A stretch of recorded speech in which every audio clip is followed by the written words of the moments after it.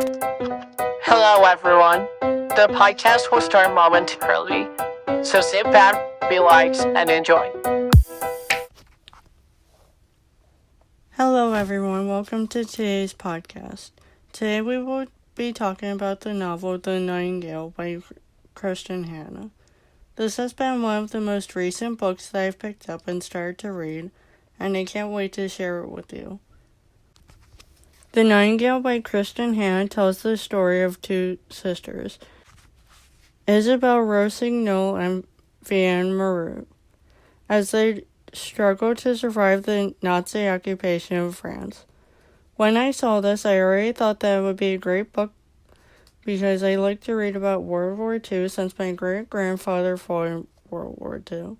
He was a tail gunner in a B-17 in the war against Japan in the Pacific. The Nightingale by Kristen Hannah is also aimed for young adults, specifically women, because the book gives the readers a sense of what it is like when you enter adulthood as a woman. If you are familiar with history, then you know that men were off in the front lines and women stayed home. You may be thinking, what did the women do while the men were away? The Nightingale provides an excellent answer to this question. Immediately going to the book, I really like the overall structure and narrative style because it feels like you are reading a diary between the two characters. What I also really liked about the novel was that it alluded to different historical figures and events in history. I also like to mention the author's use of descriptive imagery as it made you feel like you were in the character's shoes at that very moment. Before we go into more details about the book, I would like to take a 5-minute break. So during this time, you can take a moment to do whatever you need to do, and I'll see you all soon.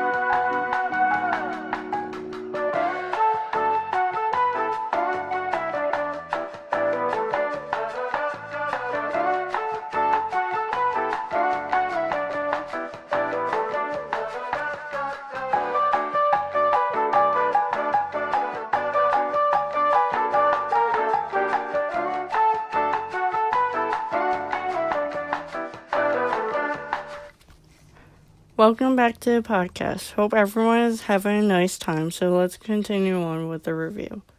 I would say this book is similar to All the Light We Cannot See by Anthony Doerr because they are both set in France during World War II. What makes The Nightingale unique from All the Light We Cannot See is that it focuses more on the hardships of the French citizens while under the Nazi occupation,